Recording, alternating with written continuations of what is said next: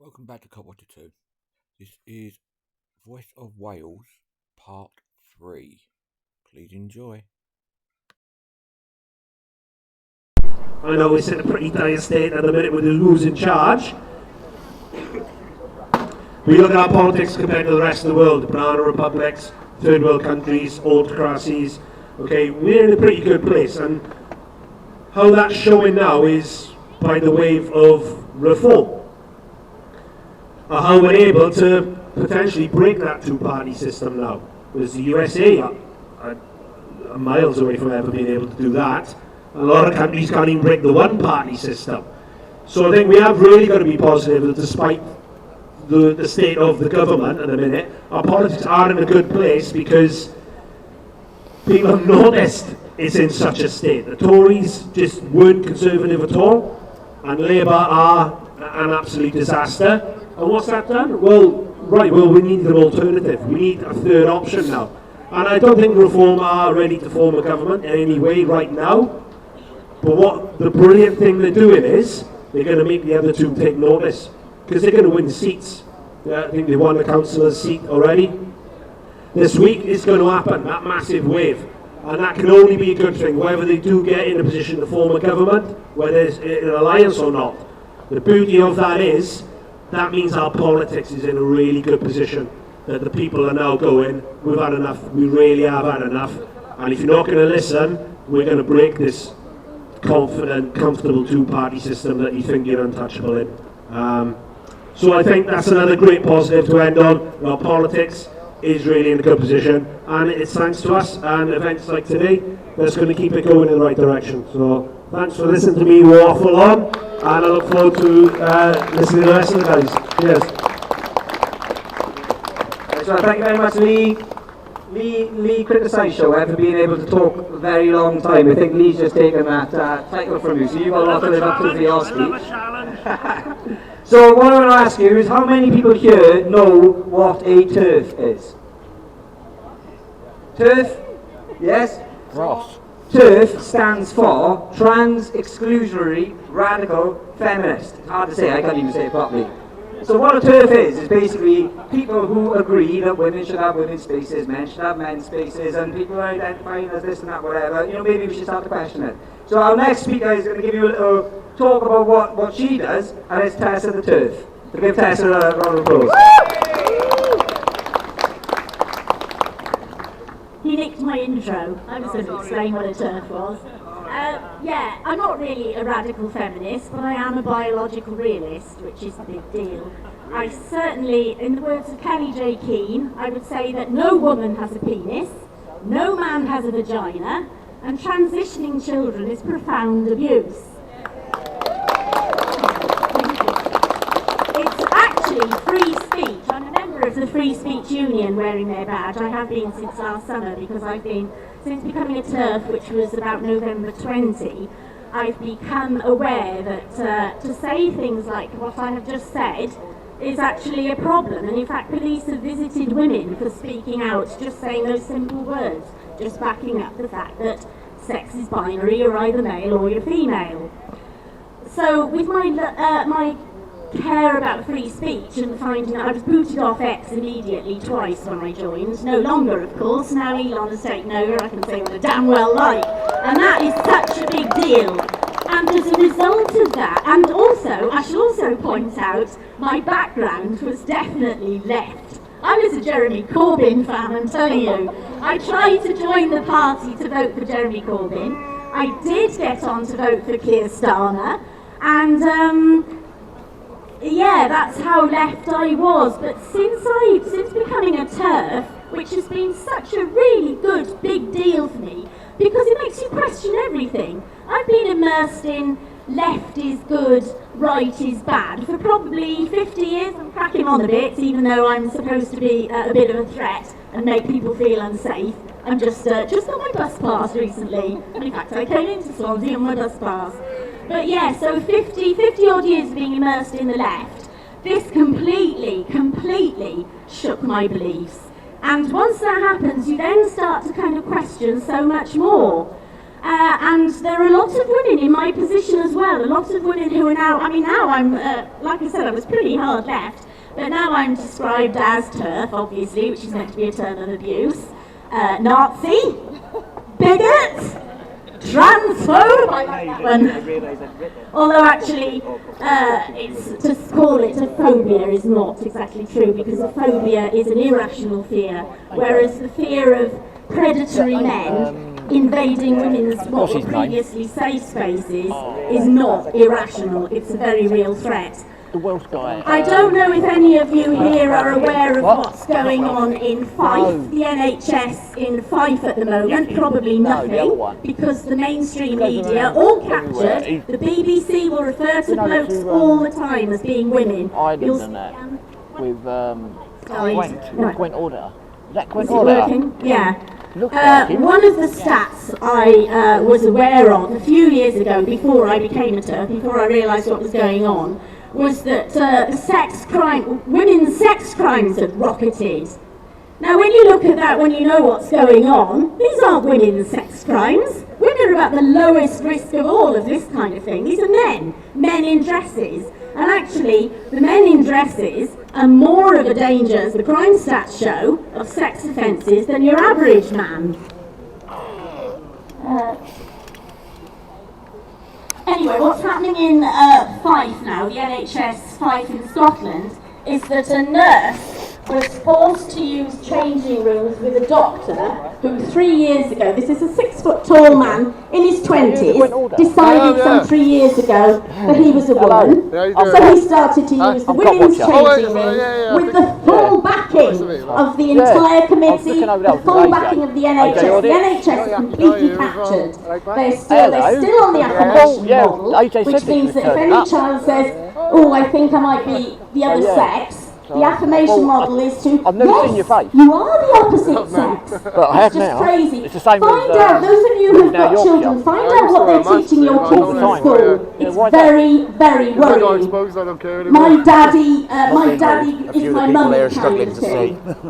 The worst one. Right, I'm going back over God, here. that is awful. Grandad's Pride. If you search for Grandad's Pride, you'll see a book that's actually, there are loads of like paedophilic links in there, Sorry, but it's Yaki being Dal. taught innocently. Yaki. Oh, Pride is wonderful, we're so accepting and all the rest You're of going to it. do it on the card, aren't you? No, it's actually deeply sinister and very, very worrying.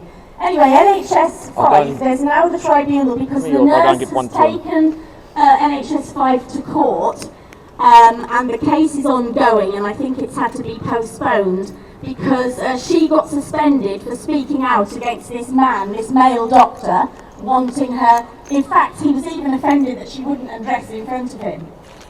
So that's just one of the more bizarre stories. If you That's May J. Alright, There's a keyring underneath. yeah, Hold the keyring. legend, bro. That's from me. Yeah, nice one, There's bro. another keyring.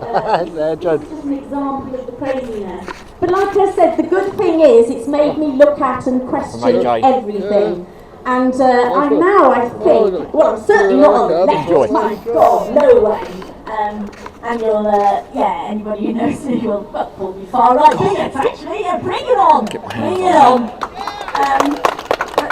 But yeah, I'm now kind of mostly interested in the politics of reform. So yeah, and if the left want to call me far right, whose fault's that? You did this. If you just left this out of it, this women's rights to safety and privacy alone, then you wouldn't have driven me where you have. But actually, I'm very glad. Thank you, left. I was completely deluded. Oh yes, and finally, the Labour Party to me is no longer the party of the working class. I mean, look at Unison. Unison just yesterday voted on the statement that trans women are women, trans women being a misleading term for men in dresses, and that trans men, confused women who think they're men, are men. And that is a party with 3/4 female membership, and nobody made a fuss. The ones who did object, most people are too scared to object because of the consequences. Those who did object just quietly left because they couldn't face the hounding that they would have got otherwise. Yeah, I think that's probably everything that I wanted to say. Was anybody's got any questions, have they? What's the walnut? an adult human female, or as I also say, Homo sapiens, mature, and the producer of large gametes. Thank you. Right. How fantastic was that? And do you know what? She didn't even know she was speaking today. So give Tess and the Turf another round of applause while I'm trying to load the recording. So I'm just going to load something up now really quickly. The internet, I don't know if anybody else has noticed, the signal hasn't been great down here. And I want to load up a link so I can give you the total amount. So bear with me for 2 seconds. Scroll. Where is it, Shane? The fundraiser. So. Jamie's the senior Robert. Right, so I'll talk as I scroll. But you'll have to bear with me because I might get muddled up. But some of you may have seen our next speaker. So we've got Jamie Michael here. So if you don't know who Jamie Michael is,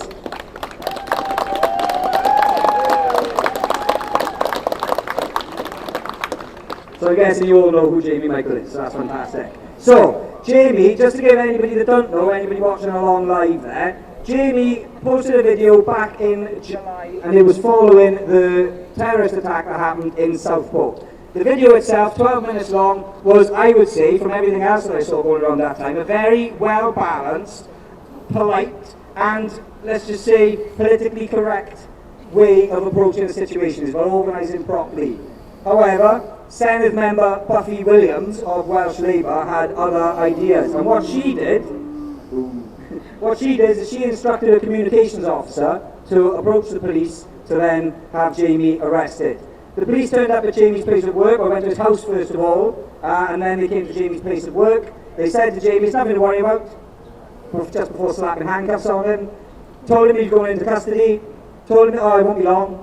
Then they held him in custody from the Friday until the Monday morning, where he was taken into court, and he went straight from court then to prison, where he was held on remand for 3 weeks.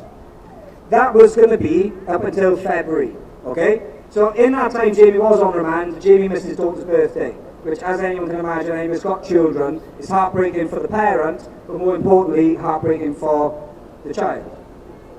Jamie was successful and his second bail application was released, and then he got to spend the dying moments of his partner's birthday with her, because he was released late. There's a bit of a mess around, mix up there as well. Then, recently, Jamie was in court, solicited for a 3-day trial. It only lasted 2.5, because what happened is, once all the evidence was presented, the jury retired to reach a verdict, and within 17 minutes they came back with a unanimous verdict of not guilty. Great! Now, what? So they should. You don't need a mic, Kath, do you? So what happened then? Obviously, we wanted to, because that time lost. Okay, you can never get that time back. Okay, the thoughts and the things that were going out, where Jamie's daughter, upset when we wanted her daddy on her birthday, them type of things you cannot get back. So what we wanted to do is we wanted to try and do something to try and make up for that lost time, so we started a little bit of a fundraiser, okay? Now, I'm pleased to say we started this a week ago, 1 week. And we're running it up until today, and today is the cut-off, and now is the cut-off point. And I'm very pleased to say that all you people who are watching live and anybody here that's contributed have raised £8,632.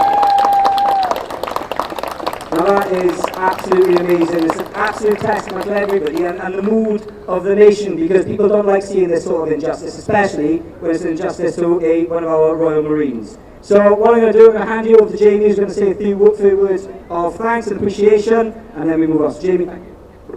Thanks, Dan. I just want to start by saying some gratitude for people like yourselves today. My whole community back in Rhondda really stuck by me all the way through. They were unreal, to be honest with you. The last 7 months have been quite tough, and I've been through some stressful situations in my life, being a Royal Marine myself. I've also done some security jobs in some dangerous places, but this was definitely up there with the most stressful situations I've been through, especially as this involved my family. I'm trying to look for my girlfriend. I think she's gone around the back. But my message is of gratitude, really. I just want to, thanks for yourselves. Really thanks to my missus, because when I was in prison and trying to sort out all my business stuff and everything else, I was an absolute nightmare. She wasn't in a very good position herself, because we take care of my little girl, and we haven't got much help because my parents live in Spain, and her parents live quite far away as well, so she was having to do all that on her own. So big respect to my missus for going through all that with me. It was a tough time. So I just really want to thank my missus.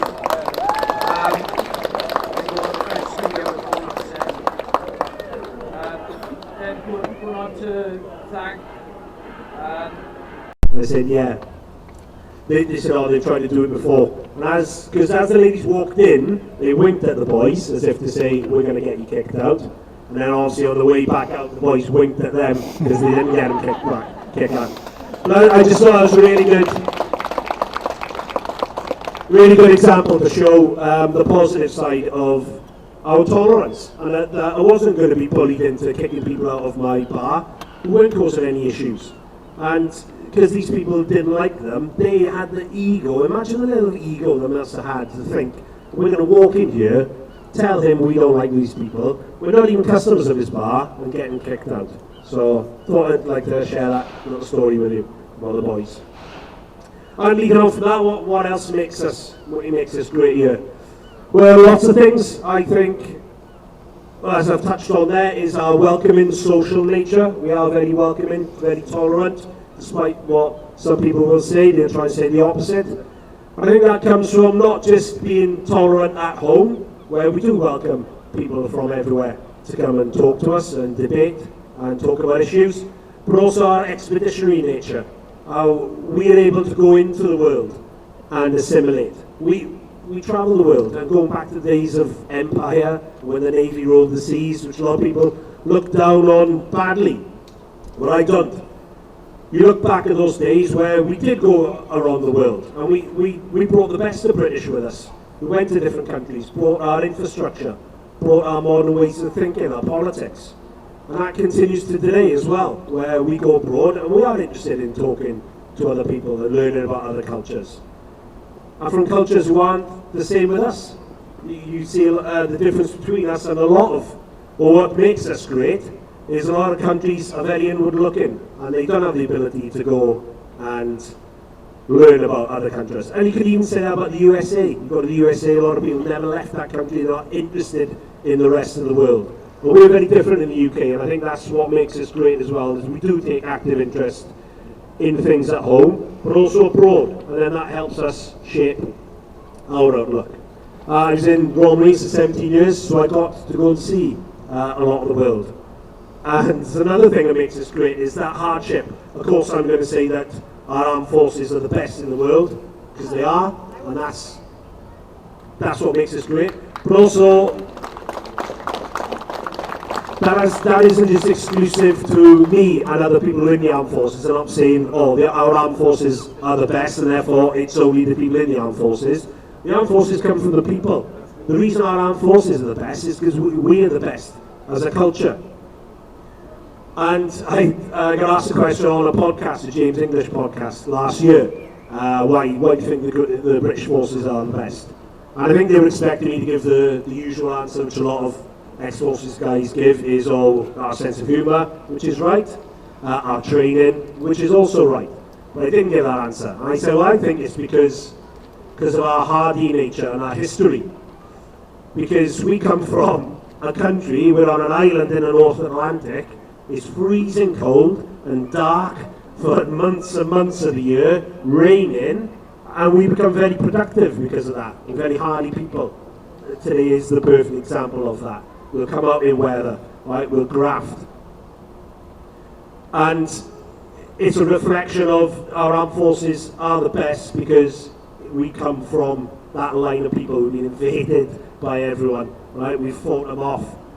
Turmoil with civil wars in the country. The reason we've got to where we are, and our armed forces are the best, is because we've had that troublesome past. I think we should celebrate how we've come from that as a tiny little island and gone out and spread Britishness around the world. What else have I got in here? I'll have to have a quick check of the phone here.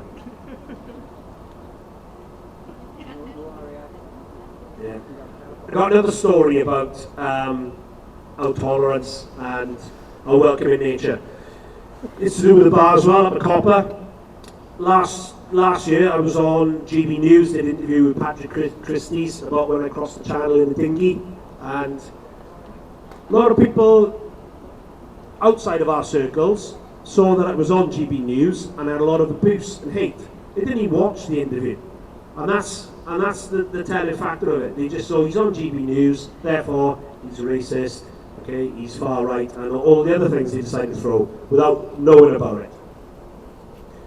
And I had people who on the left who did actually watch it, and they went, well, no, it was very reasonable and honest, unbiased interview. But from that interview, like I said, I got a lot of abuse, and of course I own a business in the city, and one thing we find about these certain people in these other groups is they're very nasty, okay, and they will go after people's personal lives because of their political ideals. So a lot of abuse, and I had an email, a guy called Gary Williams, I don't know if you come across him.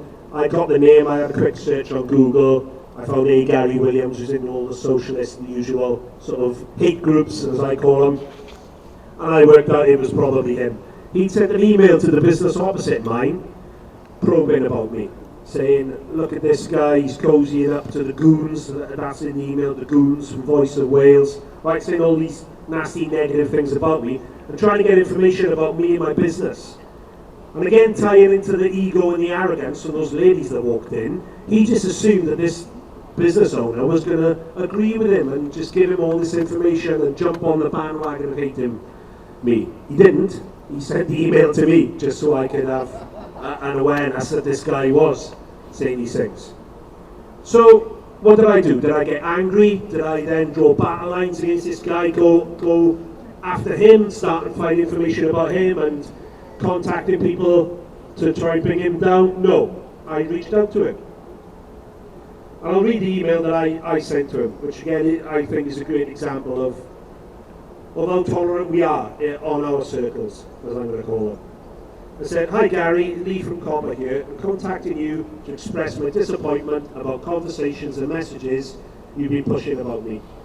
I would respectfully like to inform you that I have if you have an issue with Copper Bar, myself, my output and my outlook, then to please direct them to me firstly.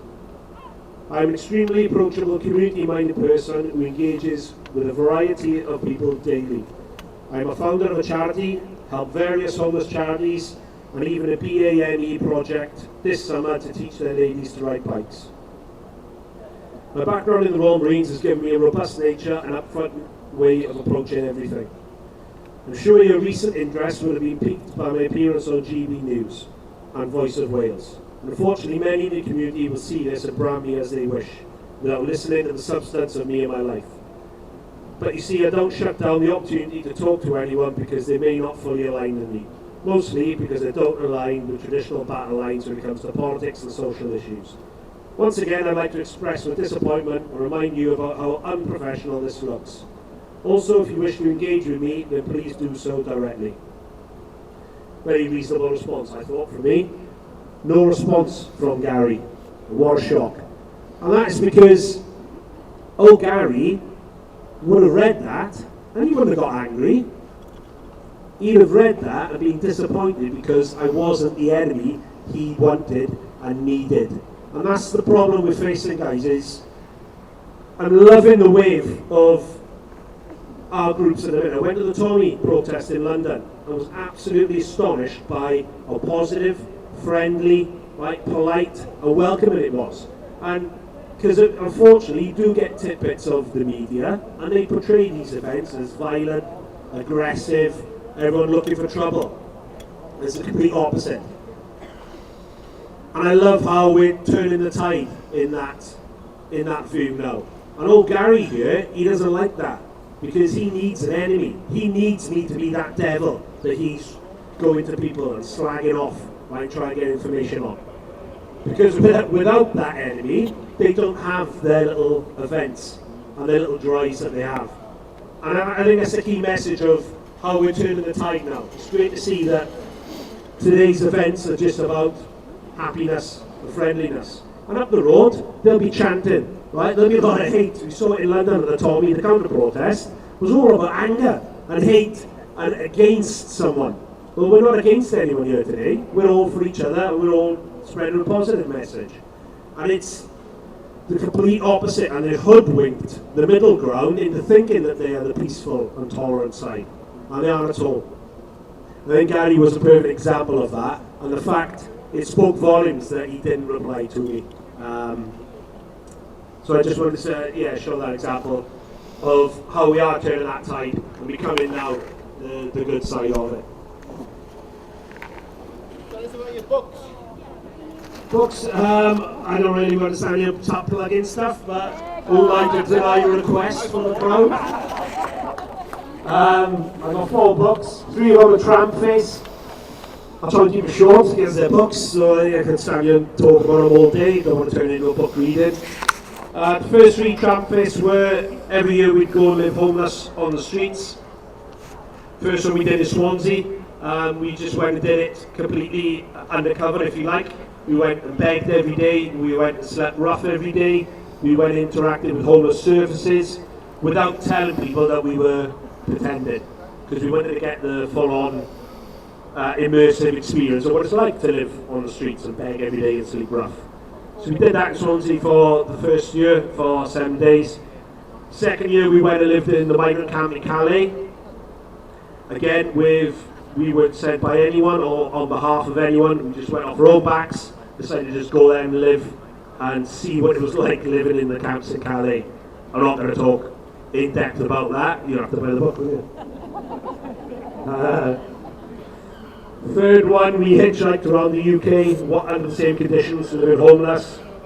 Fourth one, we cycled Swansea to London over 7 days while living homeless, and then ran the marathon on the last day. And then the fifth one was the one that hit the news last year, where we went back to Calais because we failed in our mission the first year to get across the channel. We were trying to get on the back of the trucks. A lot harder than you'd think, to be honest with you. Hence why they're not doing it in dinghies. They found another option. So on that fifth one we were like, well, we failed the first time. They're coming across in the boats. How hard or easy is it? So we went and lived in the camps on the outskirts of Paris, which we found was a staging post. A lot of the guys we spoke to, because we'd go into the camps and just talk to them. We had cover stories, which different ones we'd roll out at different times depending on the situation, just so we could try and talk to them rather than turn up on the microphone and go, why are you here? And they're like, me telling you. And that one in Paris seemed to be a staging post where they're coming up through Europe, using that as a little take stock, get contacts further north and then move on. And then we got back to Calais, saw how much it had changed in a couple of years since we've been there. We got a friend to drive over with a deflated dinghy, so he could have been stopped at any point. So again, this was exposing a lot of holes in the defences. And it was the most, for an experienced military man, it was the most unprepared event I'd ever done in my life. Because a lot of people ask me, so you're in the Royal Marines, so it must be pretty easy setting this up and planning it. I was like, well, there was no planning. We found our launch point from Google Maps, just got the phone out the night before. Found a slipway into the English Channel, we're going from there. Our friend met us in his van, midnight. At this point, we'd only ever seen from Google Maps. Pumped up the dinghy in the darkness and set off across the channel. And we made it, 4.5 hours it took us, undetected, and hit the beach on the opposite side. The story does go on, we eventually got arrested by the National Crime Agency an hour later. However, they're the ones down the road who landed go. They captured the actual British citizens. Good effort. So that's the book. And then my fourth book is my autobiography, so that's about my time in the Royal Marines and my life travelling the world as well. I feel like I've rambled on quite a bit there. Everyone still seems to be still awake. Not too long. Can we wrap it up? Yeah. carry on, mate, carry on. Yeah, quick check your notes. Another couple of minutes. Yeah. And brilliant event here today, isn't it? It said some of the sides would call us the intolerant people. I don't know, what's the name for us? I can't really go down the way name of right wing. What was it? Yeah? Yes, the fresh wave of politics. But look at this today, it's great. You got Shoaib from, where is he? He's over there. From Pakistan / Saudi Arabia. We got Vicky from Germany. We even got Turks from Connecticut.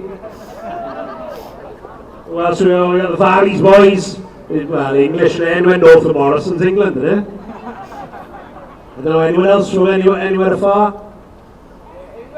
England, yeah, definitely foreigners.